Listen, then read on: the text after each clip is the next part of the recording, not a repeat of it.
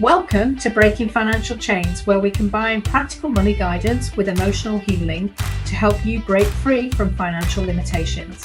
I'm Tanya Ibberson, your financial wingwoman. Hi there, and welcome to this episode of Breaking Financial Chains. Today we're going to be talking about finding financial independence within a marriage. So I'm prepared to be shot down with some of these ideas. I welcome the debate and the conversation around this.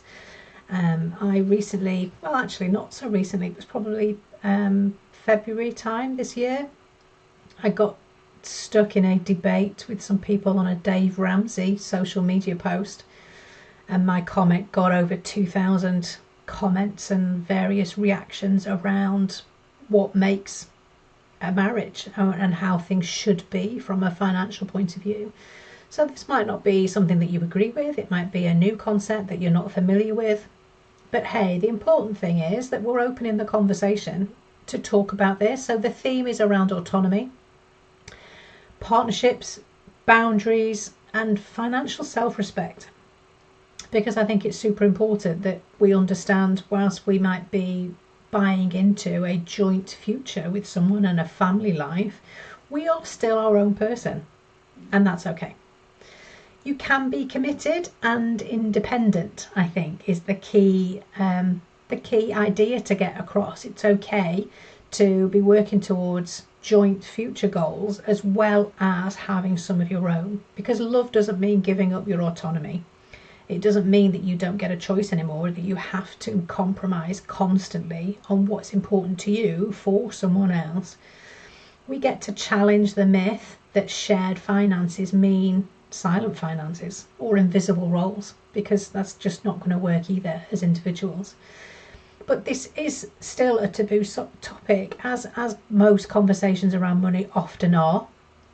But why? Why can't we be grown up and have this conversation? Well, there are so many different themes that and considerations that need to be thought about from a financial point of view with marriage. It is a taboo subject. Some of this might be cultural, some of this might be inherited generational beliefs. That whole what's mine is yours idea, once we commit to a marriage, sounds very, very romantic, until it's disempowering, until it means that we don't have a choice anymore, until it means that we don't have options, or we have to compromise on our beliefs for the sake of someone else's, when we're not even perhaps 100% invested in that same goal or that same vision. Fear of another reason why it's a taboo subject. It could be fear of seeming ungrateful, untrusting, or selfish. If we're thinking about ourselves, that could be a very common line that's thrown in a disagreement or an argument around wanting what you want. Hey, this is okay though. It's okay for you to have your own wants. What's important is that this is communicated and that your views are respected. Conditioning is another key thing along the whole taboo subject around money in a relationship and in a marriage.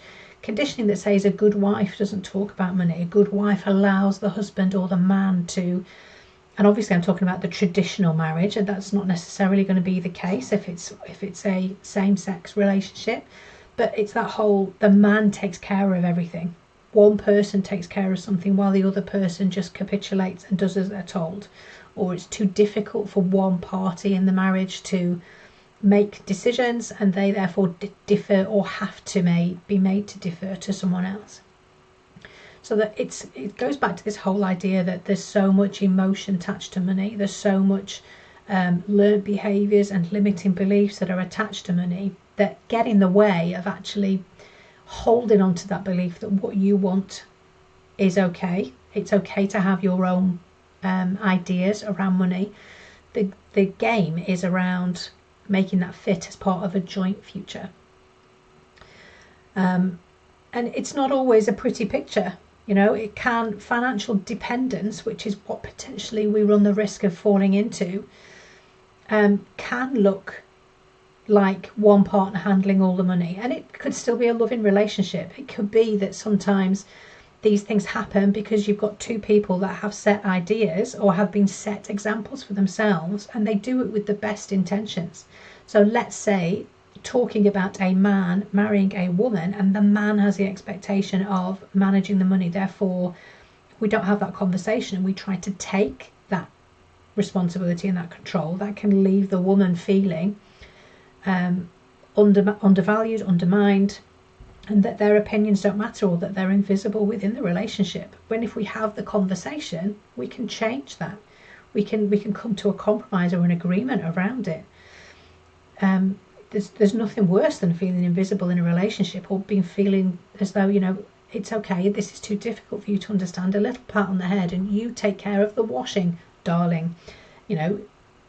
Leaning into the typical 1950s traditional housewife and the husband that then goes out to work.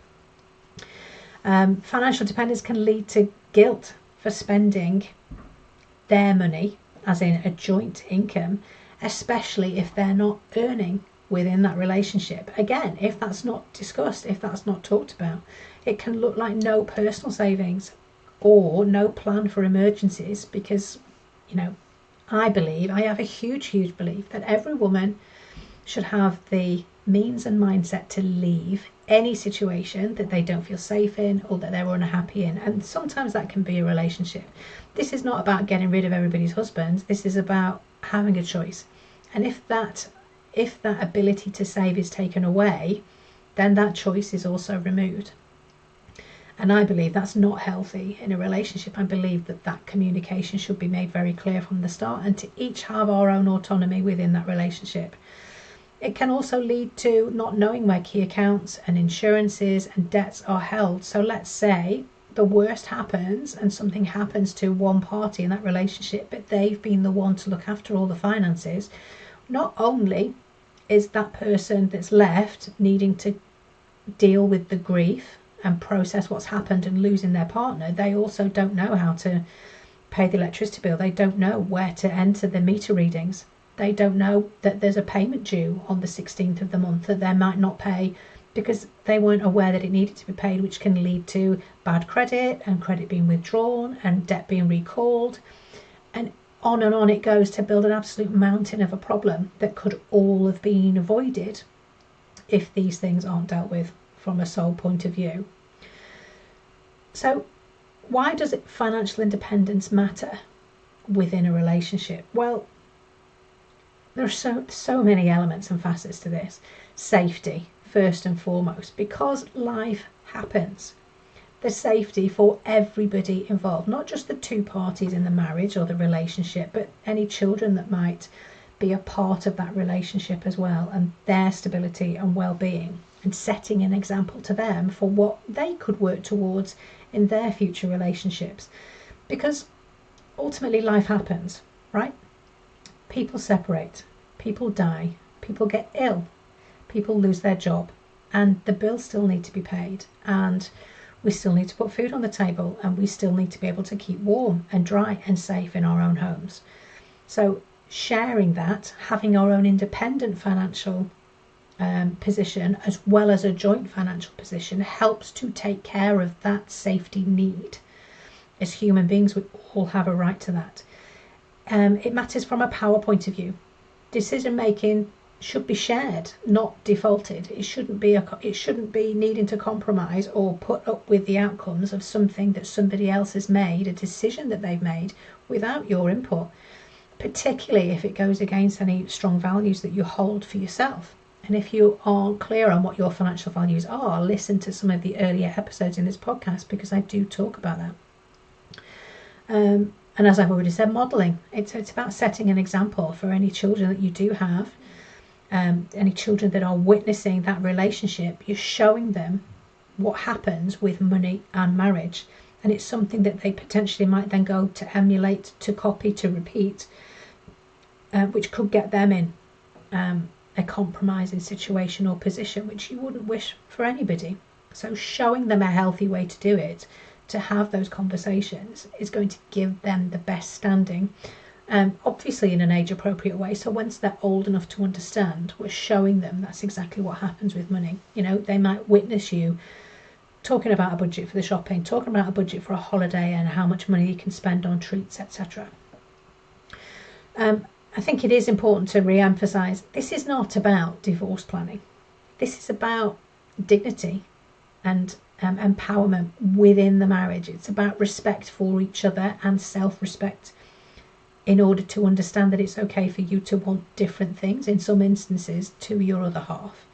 Financial independence is not about preparing to leave.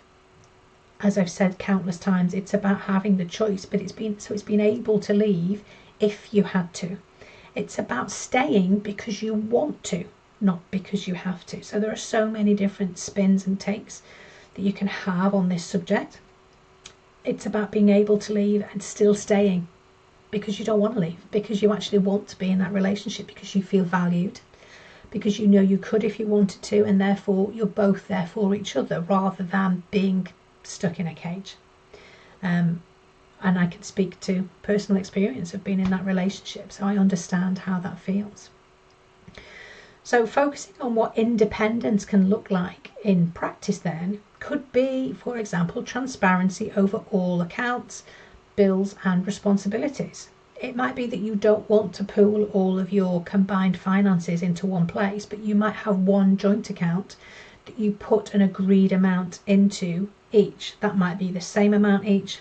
One of you may earn more and therefore you feel one of you should contribute more to that joint pot, but it means then that everything in that account then can be paid from for financial needs of the family, of the couple, of however that arrangement looks like for you. So that might be money coming in from separate accounts into the joint account, and that's where mortgages are paid from, the household bills, the school costs and uniforms and the kids' needs and food needs and holiday needs, and on that goes.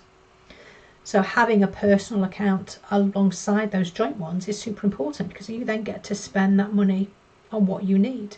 It might be that you do it the other way around, that the joint income goes into the joint account and you each pay yourselves effectively an allowance or some sort of spending money to pay for what you see fit on shoes or going out or hobbies, whatever that might look like.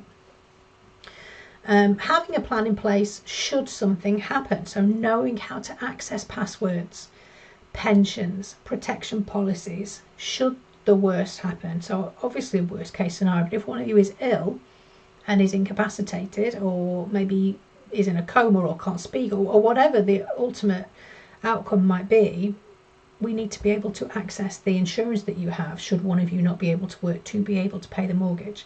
So it's no good if the one person who set that up is the one that's hurt, because then how do you then access and trigger that benefit that you've paid so much into to be able to have that sense of security? Also having your own savings, even if it's just a small freedom fund that you can have access to at certain points should you need to. And as I've already mentioned, the communication is what's absolutely key in this. This is not about being able to leave at a moment's notice, about planning to divorce or rinse the other partner in the relationship. Having healthy money conversations with your partner is as much about building that security with each other and that financial empowerment in self and in a relationship. So things that you can say when you're trying to have these conversations is very much about using us language rather than me and I. So when trying to explain it, if you feel that it's needed, it's not about I want to feel secure, it's about I want us both to feel secure in the relationship. Framing it as a team goal with joint savings for joint families, for investments, for moving house, for changing the car, rather than a lack of trust or not having trust, and that being the issue as to why you might have these plans. And starting small. So it could be that you might be in a place where you're realising, actually, I don't have visibility of some of these things that we're talking about in today's episode. And we've been together for years, so now how on earth do I bring this up without making it look as though I'm planning to bolt? Well, start small in that instance. Share this episode with them and say, "This, I've just realised, this is something that I've put on your shoulders, and it's something that you've always taken responsibility for, and I've realised, it's something that I would like to be involved with. I want to share that responsibility with you." Maybe start with reviewing monthly outgoings together. looking at where the money is going and whether you can jointly decide on making different choices with that, but showing that you want to be involved in that conversation and those decisions that are made, showing that you're keen to take an interest rather than I want access and I want to see everything because I don't trust you to do it on your own. So you might need to be a little bit careful, particularly if this isn't something that you've done in the past. But if you're in a place where you're starting out in a relationship, then doing that from the start then sets the tone and makes that far easier to just become a normal part of the conversation as you grow. I think it's important to say that if you have been avoiding doing this, that's completely okay. Listen, you're not alone in avoiding that. It might be that actually you have found it very, very difficult from the financial point of view, and when your other half has said to you, don't worry about it, I'll take care of the finances, I'll make those decisions, it could come with a huge source of relief for you, because actually you've always felt that you've not been prepared, or you don't feel armed enough to be able to do this yourself. So it's okay. And it could be that your other half has done that for you from a place of wanting to help and love, and because that's how they show their love, or that's what they saw happening with their parents. It's okay if you've been quite happy to defer this, but that doesn't mean to say that that has to be the way things continue going forward. It's common, especially after years of patterning, of generational patterns and behaviours that you might have witnessed growing up. Starting now, though, is super powerful, and it's never too late to make those changes. And I think it's also okay to say here, if your partner does react badly to you asking for a little bit more transparency or asking to get involved, then maybe question why. It's okay to question why, and why is that something that then becomes a problem or is a source of argument. Maybe that is something that you should be questioning, thinking a little bit more about, and maybe having concerns is not unfounded. Not that I'm inviting that, not that I'm suggesting that that is always going to be the case, but having those conversations and clear communication can help to build more of a strong foundation to actually share that responsibility together, because it is a responsibility. It is a task that needs taking care of, like the housework and the gardening and making decisions about the kids' education and things like that. It's something that, when you're in a marriage, is something that it's okay to expect to be doing that together. So I think there's a lot of heavy themes potentially. There's a lot of issues that you could potentially see for yourself here in this episode, and know that I'm here. If any of that has come up for you, please do get in touch. I think the core message to close out on for today is you're allowed to be committed and in control. And that's worth repeating, because everybody is entitled to that, regardless of your background and your upbringing or what your beliefs have been to this date. It's okay to change those. And if you're in a committed and loving relationship and a marriage with somebody, then that should be respected. Financial independence is not selfish, it is self-respect.